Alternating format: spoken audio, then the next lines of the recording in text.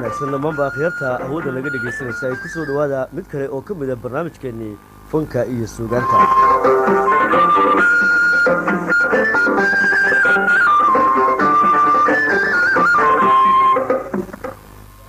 xasan xaaji cabdilaahi xasan ganay waxa uu dhegaystayaal ka mid yahay abwaanada safka hore kaga jira hal abuurka suugaanta Soomaalida. abwaan xasan ganay oo badda maasadiisu si weyn isu muujisay bilowgii 70-aadkii waxa uu ka sokow hibada uu u leeyahay curinta gabayada iyo maasada uu ka mid yahay oo kale ragga taariikhda ku leh qoridda riwaayadaha kuwaasi oo markii ay masraxa u soo baxeen si aad loo xiiseeyay isla markaana la oran karo qayb waxay ka yihiin tirdhaxaadka taxanaha riwaayadihii laga dhigay dhulka Soomaalida. tibaaxda kale ee wax laga iftiimiyo inooga baahanaysa marka hal abuurkan iyo kuwa kale ee dhigiisa la soo hadal qaado waa isagoo had iyo goor si gaar ah maasada xasan farta loogu gudo in dhaxroorkeeda ay ka muuqato hodantinimo xagga dhaqanka iyo hidaha ah. taxanaha taariikhda hal abuur ee haddaba abwaan xasan ganay iyo dhinacyada uu maasada kaga milicsaday nolosha oo aynu kaga bogan doono barnaamijkan iyo kuwa kale ee xiga intii aynu ka gaadhno ayaan haddaba doonayaa bal marka hore inaan wax ka ogaano sidee iyo halkee ayaa taariikhda xasan xaaji cabdilaahi xasan ganay ay u soo bilaabantay. waa mahadsantahay caliyow. anigu waxaan ku dhashay miyi markayga hore ma garanayo taariikhda. waxaan ku dhashay magaalada la yiraahdo Ulxaar agteeda ilaa dhowr iyo 10 jir waxaan ku gaaray miyi. waxaan magaalo soo galay 69 ka mid ahayd baan soo galay. shaqa aan qabtay anoo yar hudheel garawla ay ugu horeeyay ka bacdi markii dambe maqaadir oran jiray Steeriya iyo baan ka shaqeyn jiray. waxa ku xigay nin cali xasan afro oran jiray saasan jecelahay muddo berberaan joogan ka shaqeynayay hudheelada ka shaqeyn jiray anoo ina yara. muxuu ahaa maalintii uu dhici jiray inqilaabkii hore xasan kayd iyo colkii lugooye iyo ay dhigi jireen 62 waxaan ka shaqeynayay yuyaka ka shaqeynayay hudheelka yuyaka ka shaqeynayay 63 kolkay ahayd Allahu naxariisto wadaadii abtiya 100 shilin siiyay wuxuu ku jeeble ka dheer maalkii badaha iyo qaadi jiray muxuu ahaa maqasyada iyo dabeeto kiimaan waxa maan gelinay niman ilmaadeernaado halkan qayryada horteeda geedka weyn ee qurac ah halka fadhiyay oo saabuun yar iyo saabuuna iyo ibada iyo alaab ku iibiya halka la fadhiistay dabeeto anagu halka iska ladan meesha waxaan jiray maqalku baan ku yahay aanayda fadhii jirtay freshaanta lagu sameyn jiray waxa kale lagu qodan haamaha biraha sameeyaa joogi jirtay oo wax ku sameyn jirtay afka horena anagu baclayaal ayaan ka fadhii jiray 3 mar la oran jiray bakayla qalab ayaa lana rabo meesha marka la yiraahdo dhafta dadkii la raray ee halka lagu hordajiyay ayaanu hayn abaar way noqotay magaaladuna way yaray cid baa noo ima weyday waanu kacnay dabeeto miibaan yara tagay waxa soo degay niman walaanahay maxamed cabdilaahi gahay la yiraahdo wuxuu furtay dukaanka halka ninka la yiraahdo halka basaskan cabaaya ka soo baxaan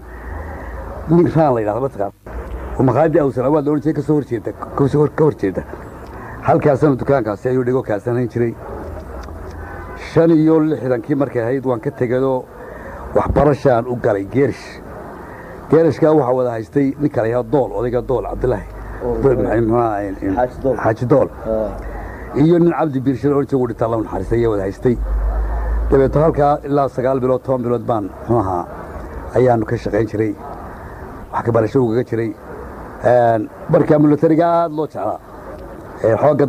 dalka la qaad jiro militariga iyo shicibka aad isku jeclaa. marka ay haddaba dhigitay halkaasi marayso sanadii 1967 horaanteedii waxa uu abwaan xasan ganay si rasmi ah ugu biiray ciidamadii militariga ahaa ee dawladii midowgii Soomaaliya. walaada sheekadaas halkaasi hayrooga si ambaqaado maalin baan iyadoo ay tahay 26 dabaaldiga la marayo ayaa niman kama duuso Allah hiidahaya ayaana soo maray anagoo geerish ka tagno meesha taagnay ka daawan dadkii daawanaya kamid ah anagoo kamid ah halka taagna joognay dabeeto dhalinyaradii meesha aan kala shaqeynaa iyo anagoo section waxaan ku yiri ilaa ka militariga oo wali caad kama duuso gadhi soo saacad rijaabay militariga wala qoray diboogi hore markaanu ka baxnay 6 bilood hore markaanu ka baxnay ayaa 7 bilood markii dhibowga 6 bilood dhammaato ayaa waxaa la siin jiray baashii loonsi isteelada yar halka lagu xidhi jiray hada caalamku ku sawira halkee waa ka gashana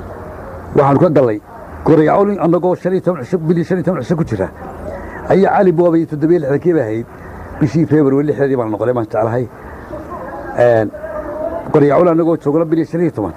ayaa wiiyanoodii Djibouti foodkii loo jiray ayaa markaa diyaar markaasaa la yidhi haddii dagaal dhaco ciidan loo qoro oo niman cali bacaad loo jiro ciidaa ka badan ayaa la qoray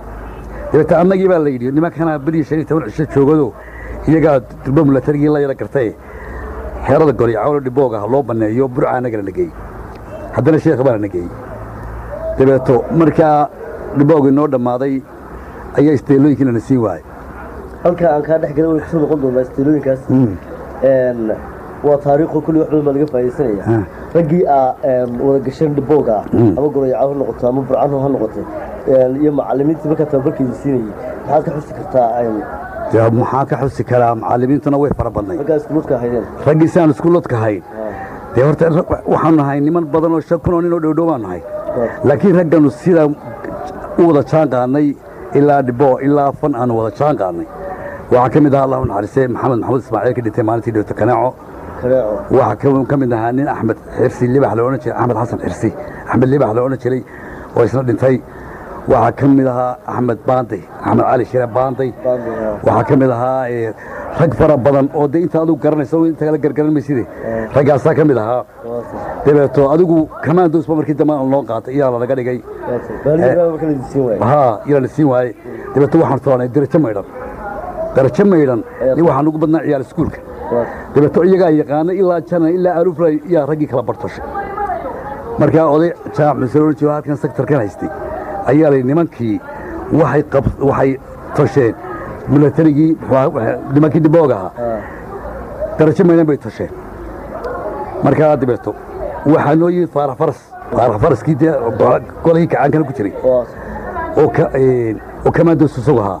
iyo lixnoo wato oo nin maxeediin la odhan jiray nin aadan meecaad la odhan jiray nin xasan gufays la odhan jiray nin xuseen jiilaan la odhan jiray nin dibjir la odhan jiray rag 6 nin wata markaasuu yidhi 3 safoo dhaadheer gala 3 safayd buu iyo yaa isaa loo taagno saas u hormarayaado kuusha ku gujiyo xaga u kacaya rag badan baa naga qaatay dabeetana halkaa 7 bilood kale oo 6 bilood oo kale ayaanu kabaadaas buuraha sheeg garaacayn kabacdi waa markaan ka baxnay Goryacol baa lagu celiyay markuu kacaanku dhashay nimankii uu kacaankii loo jeeday markay u dhacay 69kii 70kii baan uruursanay raggaan ku sheegay kana cali axmed libaaxle baanta ilahe rag kaloo nin kale maxamuud isfaldin la orjay laho ayaan suursan oo riwaadan sameeyay laawna xariistay marxuumkii kana oo maalin dhageysanay 68kii buu ku sheegay ma yahay markii 70kii baa ahayd riwaayada oran jiray laanta sare iyo la aragtay la gamo ogtahay ayaanu dhignay ayaanu sameeyay oo qalin daaraala ah oo waxba ka xusuusnay midnaba ka xusuusnay kabacdi fankana markaasaa noogu horeysay dhaxgalkiisa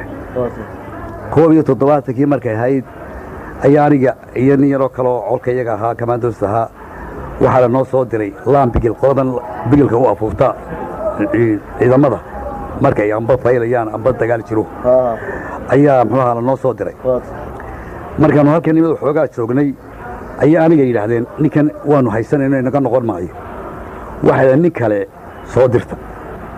dabeeta halkanna waxaanu ka bilaabnay kooxdii la odhan jiray jalaal daawud nin la odhan jiray maxamuud duwane muuse cali wajiyar ninkii cabdi cali weyd la odhan jiray oo ninkii magaca jalaal daawud bixiyeyba ah olka iyagii hore nin xujo la odhan jiray isna dhintay dad badanoo caynkaas heer iyo xumayn la yidhaahdo oo imaka isagu tabliiqi noqday qol caynkaasaanu hayn markaana 74kii markay ahayd